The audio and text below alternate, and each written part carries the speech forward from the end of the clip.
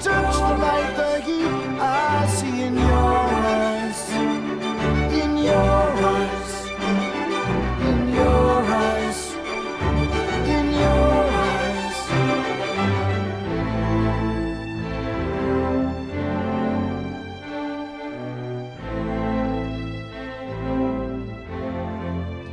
Hey everybody. Oh, we're recording? Is this thing on? Yes, we are. Say hello. Hello. Oh, you mean hi? How did we become Gracie and Gracie? Because neither of us wants to smoke a cigar. That's true. You. Yeah. Anyways, sorry to start you off with that image. Welcome to episode 31 of Getting Back to Me, Both Sides of the Story with Marcy and Scottie. Hi. Yeah, so. Episode 31. Hello, episode 31. Uh-huh. It's nice. It's good. It's amazing. It's a lot. It's a lot. It's a lot of material. And as you know, for those of you who are new, we are walking our way through my book, Getting Back to Me, Both Sides of the Story. No. Getting back to me from girl to boy to woman in just 50 years. Hey, that's a great idea for a title. Yeah, that was the title. And then what the vlog is both sides of the story. Because I get to talk finally. Well, because everywhere we go, everybody goes, well, what's Marcy's take on this? Yeah, you get where you're at, but That's right. Geez Louise, how did she do it? That's right. I'll let you know when I'm done. She's close. To being done? Yeah. Well, for the first draft. Oh, the book. Yeah. I get it. We are just like snappy this I morning. know. Talk you know about what? It's the well-oiled full moon is machine. waning. It was a super moon. And we have the Santa Anas here in Southern California. You could hear the wind chimes. And You can hear Marcy's skin crack. It's about right. It's like... Yeah. I have That's to why hold still or it'll just like...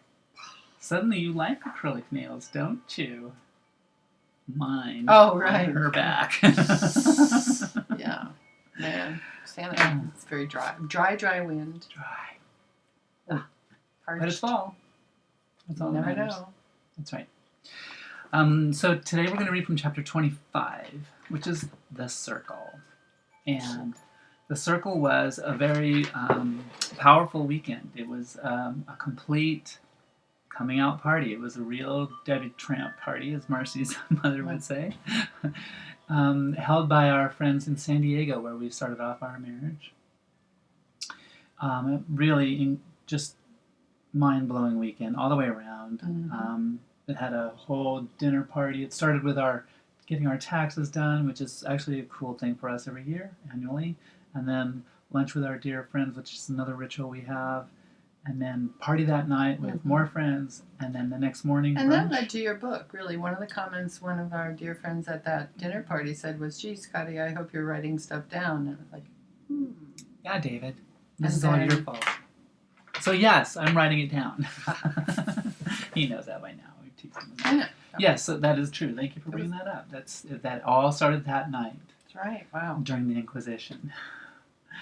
That wasn't an inquisition. It was for a while there. The room. We were just checking in. I did not have the room there for a while. Woo! Because these are all people who They want to make sure I'm okay, too. have a stake in our marriage. They could see you. That's right. They have a stake in our marriage, and Steak. yeah, they do. It sounds, I don't know, sort of vampirish, but... You. I know, see? Okay. Anyway, getting back to you. Is it because our marriage is as nutritious as red meat? Just read. That's right.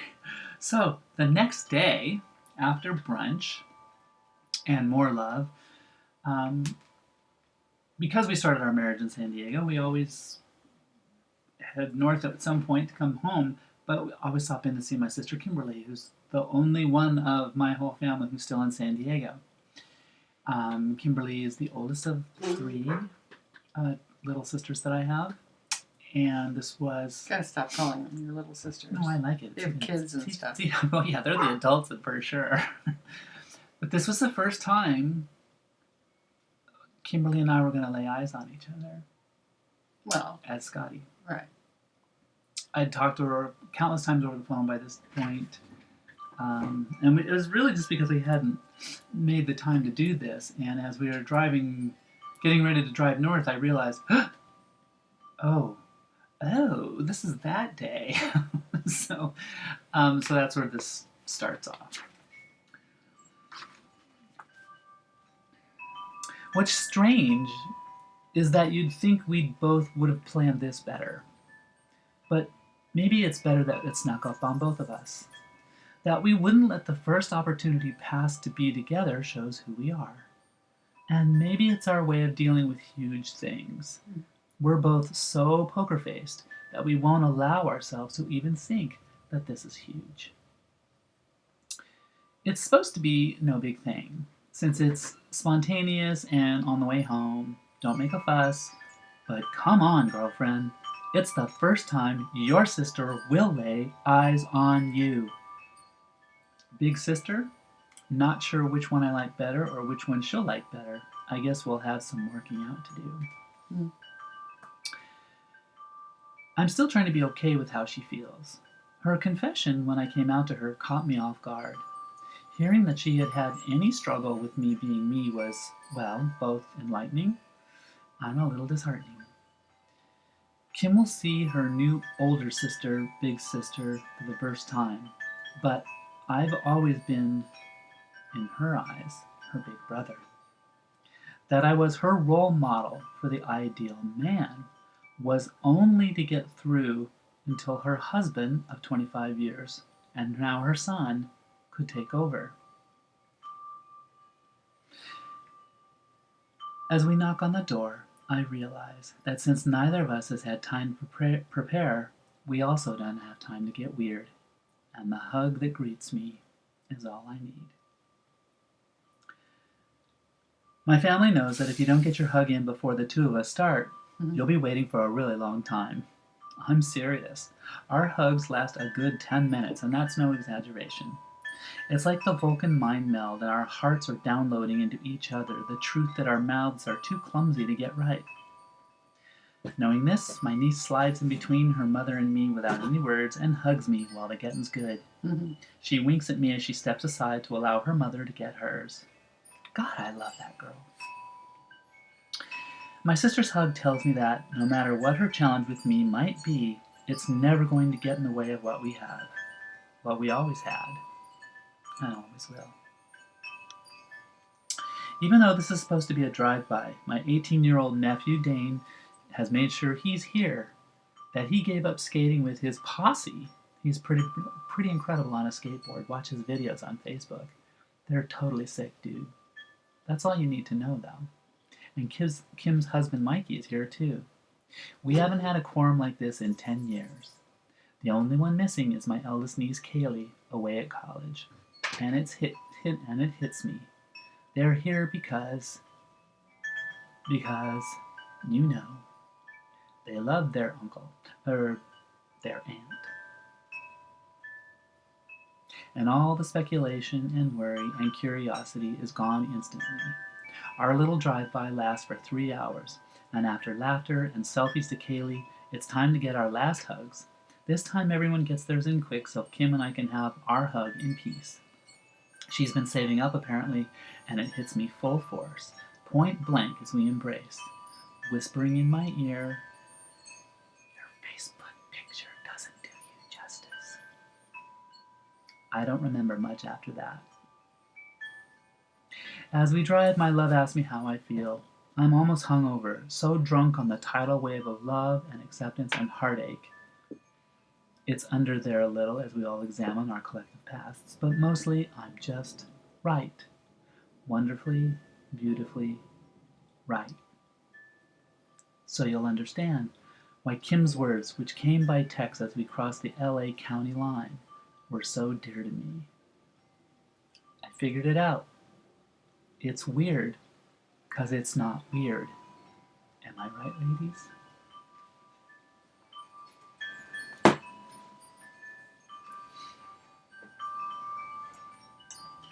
I think that's turned out to be the reaction of a lot of people. And we talk about that in our workshops a lot, that people have a concept about trans, and then people see you, even if it's a stranger, and let's say we're giving a workshop and people are seeing you for the first time, it's nothing. And we've also agreed that's partly why it's important to do workshops and make appearances, because that's one of the biggest steps. It's almost bigger than anything we could say.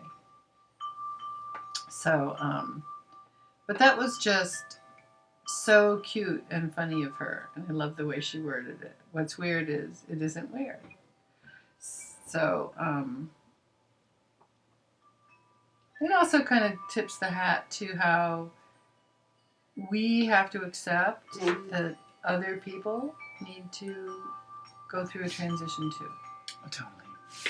Yeah, I think, that's something that I'd like especially, well, I'd like everybody to get.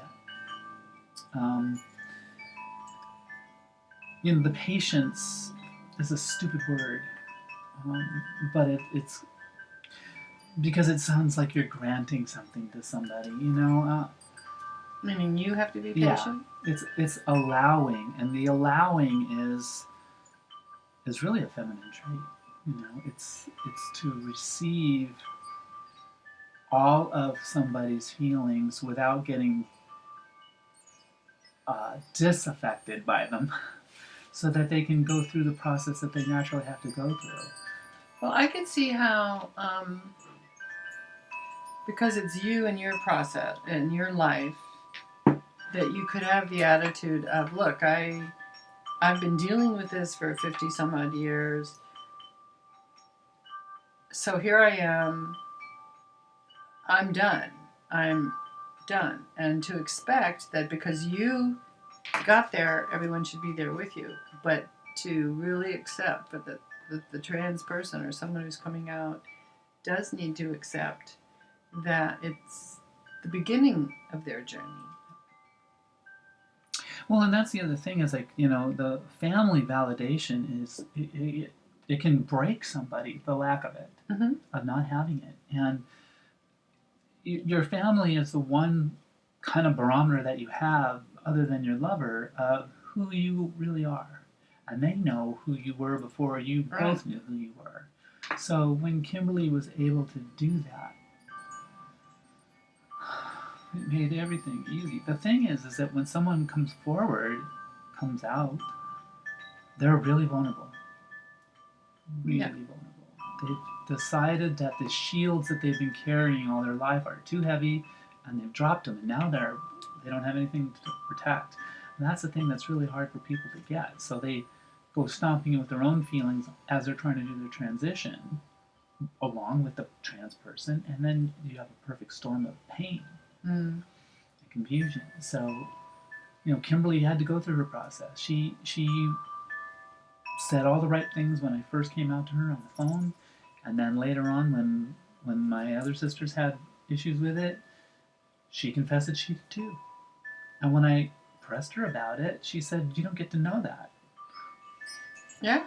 You don't get to know that. And I was like, wow, she's right.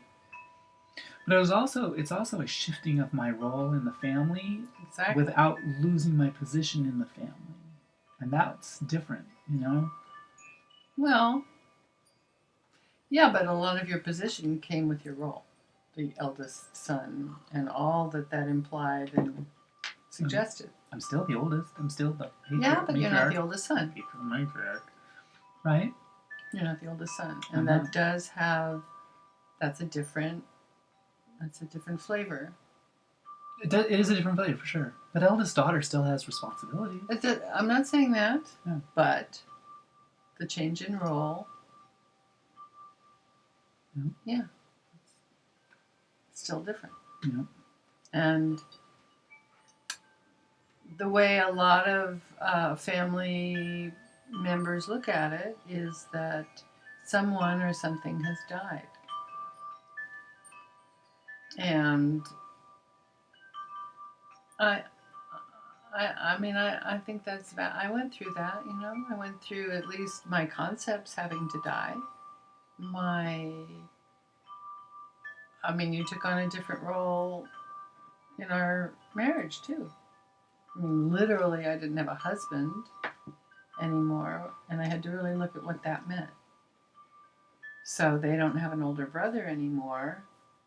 And again, though, I think the biggest key is always that when people come around to realizing you were always the person you were. And that's when people go, oh, I get it. I was always relating to Scottie. I just didn't know it. Yeah. But that takes a while. Thank you, though. But that is the key. Yeah, it does take a while. That's the 2 points we want people to hear today. Is it does take a while, and everybody needs to be patient with each other. But here's the other thing I want people to know. The third thing is just like you, Kimberly made the effort. Mm-hmm. She made the effort. She made it. She worked it out. She didn't like put her head in the sand. Didn't hope that it didn't come away. Didn't deal with it until the next time that she has to deal with it. She really did deal with it. She worked it through. Mm-hmm. She went, wait a minute, what's going on? And, that revelation. Well, and she was honest, which I think could be, because you're strong, you allowed for people to say things that anyone might think are really hurtful, right? Like, well, my brother died, or my husband died, or, whatever kinds of things. And yet, I don't know if you somehow knew people would get to the other side or what, but I think that also letting people kind of be honest does allow for the healing faster, because then they can listen to their own words and go, wow, well, do I really believe that? But if you had reacted really angrily or defensively, it might push us back underground, and then there would always be tension, or it would be unresolved. Yeah. Somehow it ended up being a path to resolution, and I think that was key. Totally. I love. So there you go. Everybody needs a Kimberly. She's good. She's strong. She's also a good mom, so She's the best mom. she knows what people can put you through. You piss this Shane off when I say this, I'm sure, but Kimberly got all of Mom's best mom things. She's great. So I think in this time of where we are in October and what else is going on in the world, we really want to reiterate and share our own message about radiating light, laughter, and love. Sometimes I have to remind myself when I'm tempted to hit that share button on Facebook. I don't always succeed. It's a fiery time. But you'll notice we have put out notices to people about our new products, one of which being our mug. See, I'm doing this again. Anyway, radiate light, laughter, and love. There's Zuzu Bean. Well, I'm showing Zuzu Bean. You Okay. show the swoosh. Swoosh. So, check out our store on the website. And please keep coming back. We love your company. And can't do this without you. That's right. Bye. Ready? Bye for now. Radiate light, laughter, and love. Radiate light, laughter, and love. See you next time.